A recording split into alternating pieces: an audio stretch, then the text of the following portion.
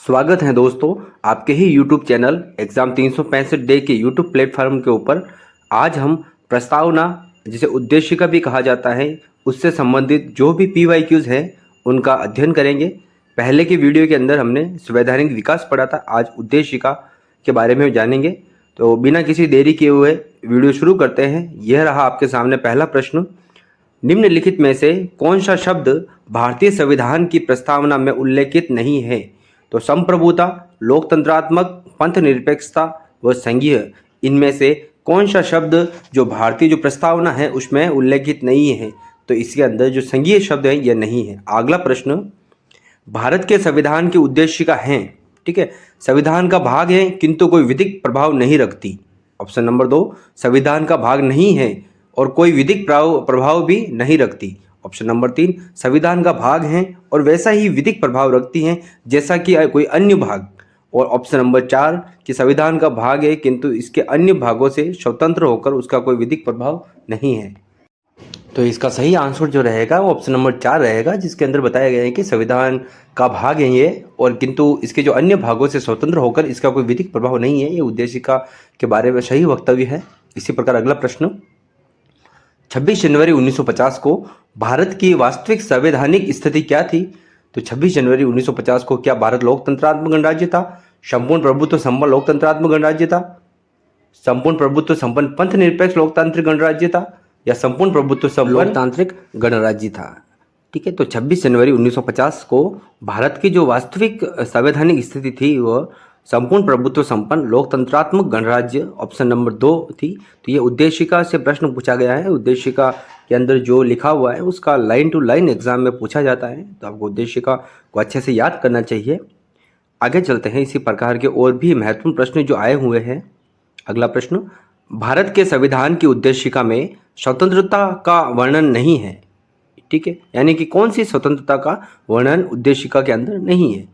क्या विचार की, विश्वास की, नैतिकता की या उपासना की? तो नैतिकता की स्वतंत्रता जो है इसका वर्णन उद्देशिका के अंदर नहीं मिलता है, ठीक है। विचार की, विश्वास की और उपासना की स्वतंत्रता का वर्णन हमें उद्देशिका के अंदर मिलता है। अगला प्रश्न, यह यानी कि उद्देशिका उत्कृष्ट गद्य काव्य है, यह परिपूर्णता की तस्वीर है। यह जो कथन है किसका है? यह कथन पंडित ठाकुरदास जो भार्गव हैं उनका कथन है। इसकी व्याख्या दी है इसके अंदर कि ठाकुरदास भार्गव ने उद्देशिका को सर्वाधिक अमूल्य भाग, संविधान की आत्मा और संविधान की कुंजी भी कहा है। इसके साथ साथ ये इसकी परिभाषा है या इसके कथन है, ठीक है। आगे चलते हैं, भारतीय संविधान की उद्देशिका के संबंध में निम्नलिखित में से कौन से 2 अभिकथन सही हैं? उद्देशिका के बारे में जो 4 दे रखे हैं ऑप्शन, उसमें से 2 जो ऑप्शन सही है उसके बारे में बताना है आपको। न्याय, सामाजिक, आर्थिक, राजनीतिक। जो न्याय है 3 बताए कि सामाजिक, आर्थिक व राजनीतिक। आगे विचार, अभिव्यक्ति, विश्वास, आस्था व पूजा की स्वतंत्रता, हैसियत, चरित्र, अवसरों की समानता, व्यक्ति की प्रतिष्ठा और सम्मान का आश्वासन, ठीक है। तो इसका जो सही आंसर है ये ऑप्शन नंबर 4 है, ठीक है। न्याय जो है 3 बताए, सामाजिक, आर्थिक और राजनीतिक न्याय बताए गए इसके अंदर, और स्वतंत्रता जो है ये विचार, अभिव्यक्ति, विश्वास, धर्म और उपासना की स्वतंत्रता के बारे में उद्देशिका के अंदर वर्णन मिलता है। आगे चलते हैं, किस केस में यह निर्णय दिया गया कि उद्देशिका संविधान का भाग नहीं है? तो option A, Kesavananda Bharati case के अंदर, मेनका गांधी केस के अंदर, विशाखा केस के अंदर और बेरूबारी केस के अंदर। तो इसका जो सही आंसर रहेगा, जो बेरूबारी केस हुआ था 1960, उसके अंदर बताया गया था कि उद्देशिका जो है ये संविधान का भाग नहीं है। इसकी व्याख्या पढ़ते हैं, बेरूबारी वाद 1960 में सर्वोच्च न्यायालय ने प्रस्तावना को संविधान का भाग नहीं माना, इसलिए प्रस्तावना में संशोधन नहीं हो सकता है, ठीक है। आगे न्यायालय ने कहा कि जहां संविधान की भाषा संदिग्ध या अस्पष्ट है वहां उद्देशिका संविधान निर्माताओं के आशय को समझने में सहायता करता है, ठीक है। ये संविधान निर्माताओं के विचारों को जानने की एक कुंजी है। इसके आगे गोलकनाथ जो बनाम पंजाब राज्यवाद था 1967, उसमें न्यायमूर्ति जो हिदायतुल्लाह थे उन्होंने उद्देशिका को संविधान की मूल आत्मा कहा था, ठीक है। अगला प्रश्न, भारत के संविधान की प्रस्तावना में दिए गए आश्वासन का सही क्रम क्या है? जो आश्वासन दिए गए थे उसका सही क्रम बताना है, ठीक है। ऑप्शन देखते हैं, न्याय, समानता, बंधुता, स्वतंत्रता। ऑप्शन बी, स्वतंत्रता, समता, न्याय, बंधुता। ऑप्शन सी, न्याय, स्वतंत्रता, समता, बंधुता। ऑप्शन डी समता, न्याय, स्वतंत्रता व बंधुता। तो इसका जो सही क्रम बताना है आपको, तो इसका ऑप्शन नंबर सी बनता है। न्याय, स्वतंत्रता, समता यानी कि समानता और बंधुता यह उद्देशिका के अंदर दिए गए हैं। यही अवशोषण है। न्याय, न्याय 3 है, सामाजिक, आर्थिक व राजनीतिक न्याय। स्वतंत्रता, विचार, अभिव्यक्ति, विश्वास, धर्म व उपासना की स्वतंत्रता की बात की गई है। आगे, प्रतिष्ठा व अवसर की समानता, व्यक्ति की गरिमा, राष्ट्र की एकता व अखंडता और बंधुता की बात उद्देशिका के अंदर की गई है। अच्छा प्रश्न है। इस प्रकार अगला प्रश्न, भारत के संविधान के निर्माताओं का मत निम्नलिखित में से किसमें प्रतिबंधित होता है? ठीक है, तो भारत के जो संविधान के निर्माता जो थे, उनका जो मत है, उनका जो विचार है, ये उद्देशिका के अंदर प्रतिबंधित होता है। ठीक है, इसका आंसर उद्देशिका रहेगा। उद्देशिका और प्रस्तावना एक ही रहती है, और जो प्रस्तावना अथवा उद्देशिका का आधार नेहरू द्वारा प्रस्तुत जो उद्देश्य प्रस्ताव आया था 13 दिसंबर 1946 को, उसमें संविधान सभा के सामने नेहरू जी ने रखा था उद्देश्य प्रस्ताव। उद्देश्य प्रस्ताव से संबंधित अक्सर प्रश्न हमारे एग्जाम में पूछे जाते हैं। एक प्रश्न यहाँ से बनता है हर बार। आगे चलते हैं। निम्नलिखित उद्देश्यों में से कौन सा एक भारत के संविधान की उद्देशिका में सन्निविष्ट नहीं है? ठीक है, ये जो 4 उद्देश्य दे रखे हैं, इसमें कौन सा उद्देश्य भारत की जो उद्देशिका या प्रस्तावना है उसमें नहीं मिलता है?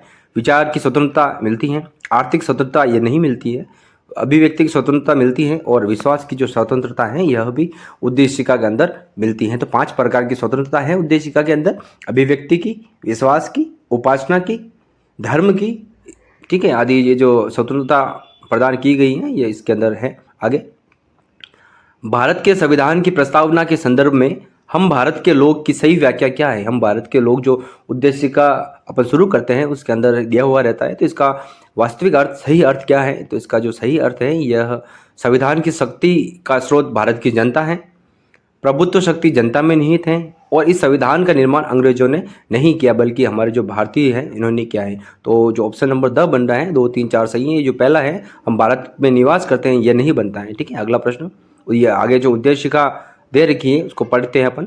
हम भारत के लोग अंगीकृत, अधिनियमित व आत्मार्पित करते हैं, ये शॉर्ट है इसका। तो इसका अर्थ क्या है? देखिए कि भारत के लोगों द्वारा ही इस संविधान को बनाया गया और स्वीकार किया गया तथा स्वयं के ऊपर लागू किया है।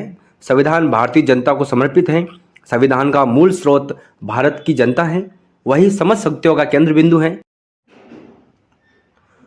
संविधान द्वारा प्रदत्त जो संप्रभुता ये जनता में निहित है। हम भारत के लोग, we the people of India शब्द संयुक्त राष्ट्र संघ के चार्टर की उद्देशिका में प्रयुक्त शब्द हम संयुक्त राष्ट्र के लोग के समान हैं। ठीक है, ये उद्देशिका के अंदर जो हम भारत के लोग मिलता है लाइन हमें, उसका सही व्याख्या है इसकी।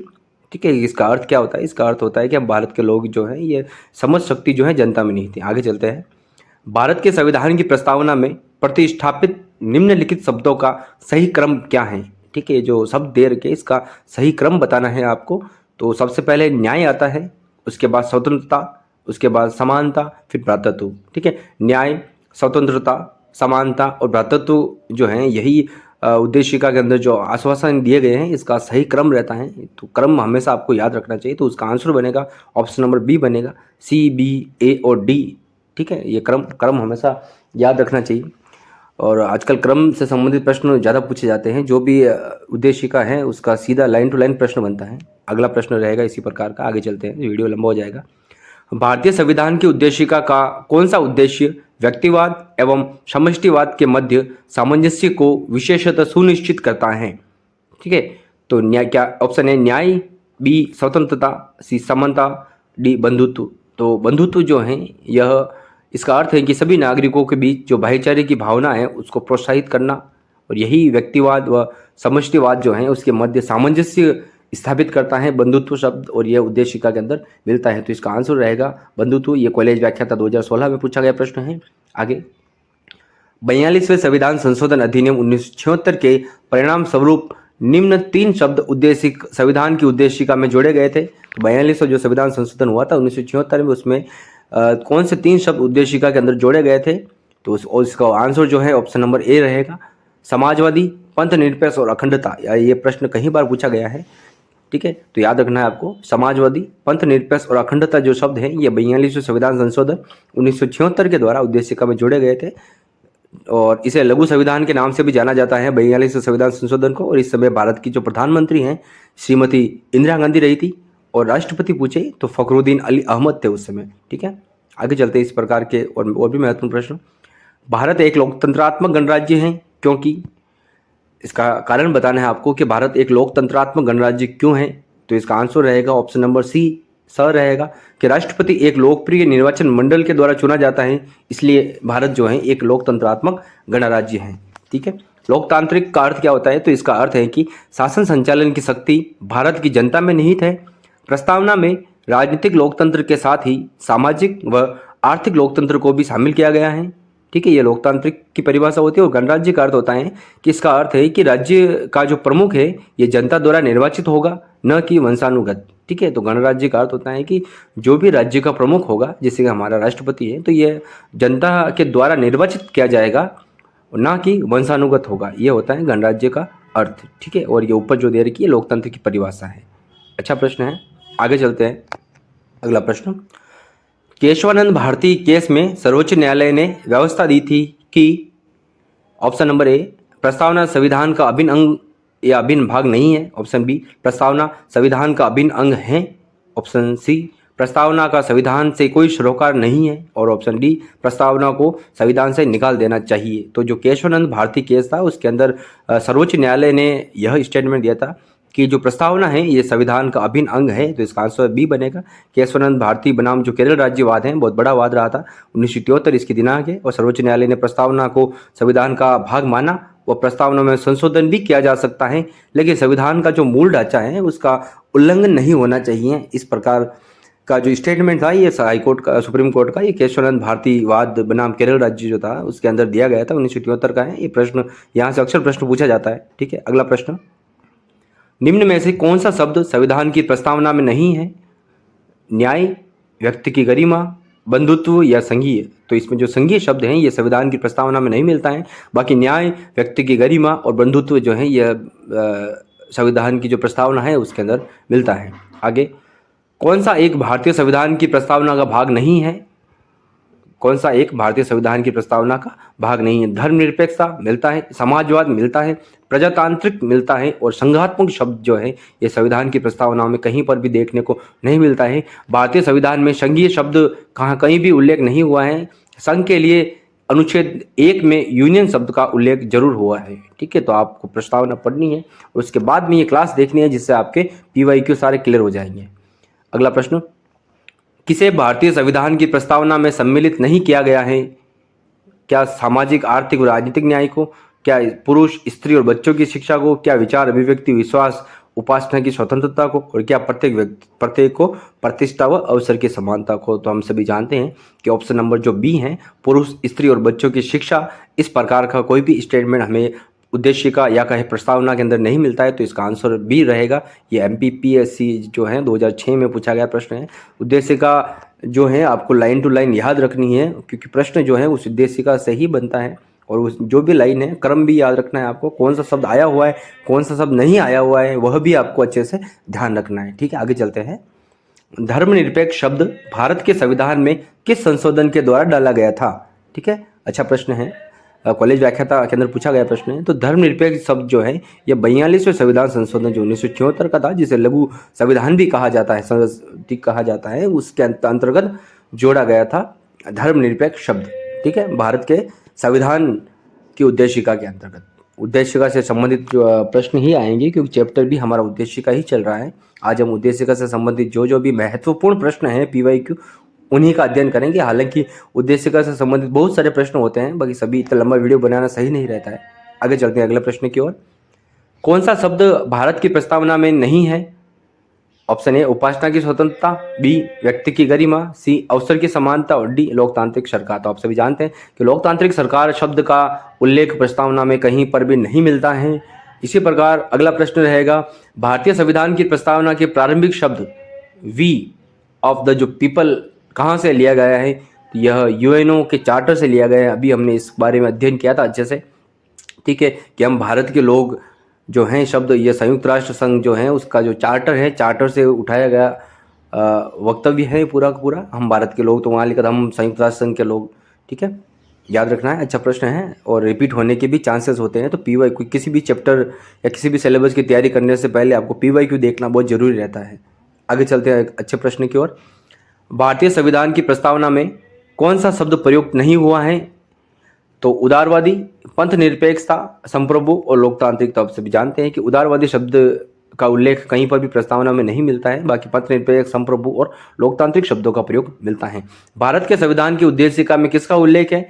भारत की संविधान की उद्देशिका में सामाजिक प्रतिष्ठा, व्यक्ति की गरिमा, प्रतिष्ठा की समानता और राष्ट्र की अखंडता। तो जो सामाजिक जो समानता शब्द है ये इसका उल्लेख मिलता है। प्रस्तावना में सामाजिक न्याय का उल्लेख किया गया है, न कि सामाजिक समानता का। तो भारत के संविधान की उद्देशिका में जो है ये सामाजिक समानता नहीं मिलती, बल्कि सामाजिक न्याय का वर्णन हमें जरूर मिलता है। ये नहीं का पूछा गया प्रश्न है, टाइपिंग मिस्टेक हो सकती है, ठीक है। तो अपन ने अभी तक जो भी प्रश्न देखे उसमें यही देखा कि लाइन टू लाइन प्रश्न ही मिलते हैं अपन को उद्देशिका से। आगे, भारतीय संविधान के किस भाग से में आर्थिक न्याय संविधान का लक्ष्य घोषित किया गया है? भारतीय संविधान के किस भाग में आर्थिक न्याय संविधान का लक्ष्य घोषित किया गया है? तो उद्देशिका और नीति निर्देशक तत्व है उसके अंतर्गत, ठीक है। प्रस्तावना में व नीति निर्देशक तत्वों में अनुच्छेद 38 में राज्य लोक कल्याण के लिए सामाजिक व्यवस्था बनाए जिससे नागरिकों को सामाजिक, आर्थिक व राजनीतिक न्याय मिल सके, ठीक है। ये जो उद्देशिका है और नीति निर्देशक तत्व जो अपन पढ़ते हैं, इन दोनों के अंदर भारतीय संविधान में आर्थिक न्याय जो संविधान का लक्ष्य घोषित किया गया है, उद्देशिका और नीति निर्देशक तत्व से संबंधित है। आगे, किसका कथन या यह कथन किसका है कि यह प्रस्तावना सदन के प्रत्येक सदस्य की इच्छा को समेटती है?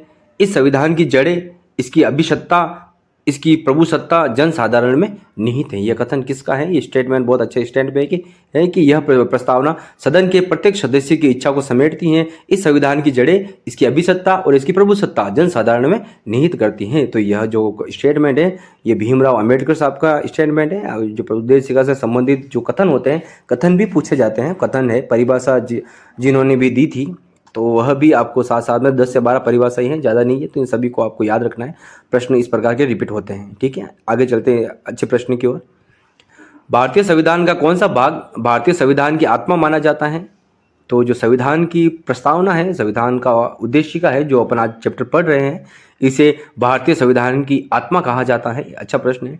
प्रस्तावना को संविधान की आत्मा कहा जाता है और व्याख्या के अंदर दे रखा है कि जो के.एम. मुंशी हैं उन्होंने प्रस्तावना को राजनीतिक जन्म कुंडली भी कहा था, ठीक है। के.एम. मुंशी ने प्रस्तावना को क्या कहा? तो के.एम. मुंशी ने प्रस्तावना को राजनीतिक जन्म कुंडली भी कहा था। तो इस प्रकार के स्टेटमेंट भी आपको ध्यान रखने हैं। रिपीट जब वो प्रश्न होता है तो इन्हीं में से ही प्रश्न आते हैं। आगे चलते हैं अच्छे प्रश्न की ओर।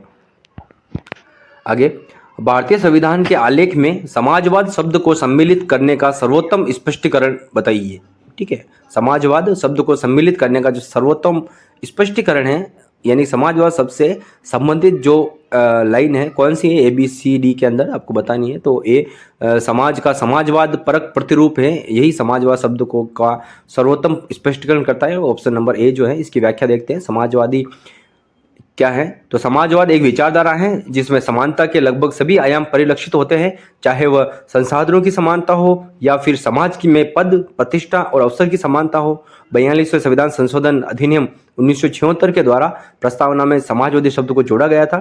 भारत का समाजवाद लोकतंत्रात्मक समाजवाद है, लोकतांत्रिक समाजवाद है, जो नेहरू की अवधारणा पर आधारित है।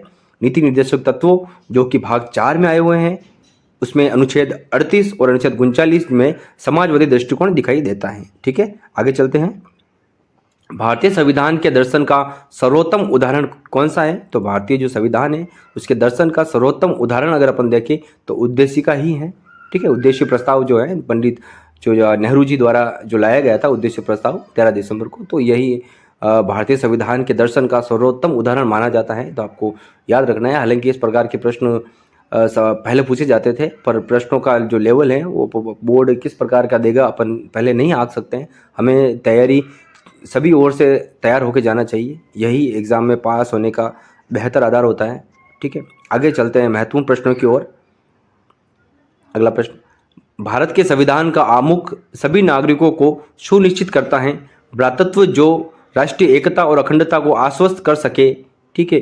तो ये जो खाली जगह है रिक्त स्थान, उस पर क्या शब्द आएगा? तो मौलिक स्वतंत्रता आएगी, व्यक्ति की गरिमा आएगी, अंतर्राष्ट्रीय शांति आएगी, या सामाजिक सौहार्द आएगा। तो यहाँ पर व्यक्ति की जो गरिमा शब्द हैं वो यहाँ पर सेट होगा, जिससे क्या बनेगा कि भारत के संविधान का जो आमुख है सभी नागरिकों को सुनिश्चित करता है, और भ्रातृत्व जो व्यक्ति की गरिमा, राष्ट्र की एकता और अखंडता। मतलब आपको उद्देश्य का लाइन टू लाइन याद होनी चाहिए, तभी आंसर सही होगा। ठीक है ना, आगे चलते हैं। वह संविधान संशोधन जो भारत को एक संपूर्ण प्रभुत्व संपन्न, समाजवादी, पंथ निरपेक्ष, लोकतांत्रिक गणराज्य घोषित करता है। तो ये 42वां संविधान संशोधन है। उद्देशिका के अंदर जो महत्वपूर्ण अमेंडमेंट हुए थे उसमें 42वां संविधान संशोधन जो है, कॉन्स्टिट्यूशन अमेंडमेंट, ये सबसे महत्वपूर्ण रहता है। 1976 का, इंदिरा गांधी उस समय प्रधानमंत्री थी, ये जवाहरलाल राष्ट्रपति थे। तो ये आपको याद रखना है, 42वां संविधान संशोधन जिसे लघु संविधान भी कहा जाता है, मिनी कॉन्स्टिट्यूशन भी कहा जाता है 42वां संविधान संशोधन को। तो आपको इसको अच्छे से पढ़ना है। संविधान संशोधन जब भी आप चैप्टर पढ़ते हैं 42वां और 44वां को अच्छे से पढ़े। आगे, भारत एक धर्मनिरपेक्ष राज्य है जिसका उल्लेख है। भारत को धर्मनिरपेक्ष राज्य किसके अंतर्गत बताया गया है? तो भारत को धर्मनिरपेक्ष राज्य प्रस्तावना के अंतर्गत बताया गया है। व्याख्या देखते हैं इसकी कि धर्मनिरपेक्षता का सही अर्थ है कि राज्य का कोई धर्म नहीं है। भारत में संसद को जनता पर किसी विशेष धर्म को लादने की शक्ति नहीं होगी। राज्य का कोई धर्म नहीं होगा और न ही धर्म के आधार पर भेदभाव किया जाएगा। यही धर्मनिरपेक्ष राज्य की विशेषता होती है, यही इसका अर्थ होता है। और भारत जो है एक धर्मनिरपेक्ष राज्य है। यह हमें कैसे पता लगा? यह हमें उद्देशिका के अंदर पढ़ने से पता लगा। तो उद्देशिका को आपको अच्छे से याद करनी चाहिए। अगला और अंतिम प्रश्न, 26 जनवरी 1950 को भारतीय गणतंत्र की सही संवैधानिक स्थिति क्या थी? ठीक है, ये प्रश्न अभी आया था। ठीक है, तो उस समय संपूर्ण प्रभुत्व संपन्न लोकतंत्रात्मक गणराज्य था भारत। ठीक है, अगला प्रश्न, हमारे संविधान में प्रस्तावना के लिए क्या सही नहीं है? ठीक है, एक कानूनी दस्तावेज है, यह अवसर की समानता प्रदान करता है, यह विचार और अभिव्यक्ति की स्वतंत्रता प्रदान करता है, और यह सामाजिक, आर्थिक, राजनीतिक न्याय प्रदान करता है। तो ये कानूनी दस्तावेज जो हैं, यह लाइन यहाँ पर गलत हो जाएगी और यही इसका आंसर रहेगा कि हमारे संविधान की प्रस्तावना में क्या सही नहीं है, कि ये कानूनी दस्तावेज है, ये सही नहीं है। ठीक है, यहाँ पर प्रस्तावना से संबंधित जो प्रश्न थे यहाँ समाप्त हो जाते हैं। आज का वीडियो छोटा रहेगा, 22 मिनट का वीडियो ही रहेगा, कि प्रस्तावना से संबंधित महत्वपूर्ण प्रश्न यहीं तक थे। आगे एक अच्छा वीडियो लेके आएंगे। वीडियो को अंत तक देखने के लिए आपका बहुत बहुत धन्यवाद। तो अभी अलविदा लेते हैं, यहीं तक का रहेगा वीडियो। जल्द ही मिलते हैं अगला एक धमाकेदार वीडियो के साथ। आपका दिन शुभ रहे। जय हिंद, जय भारत।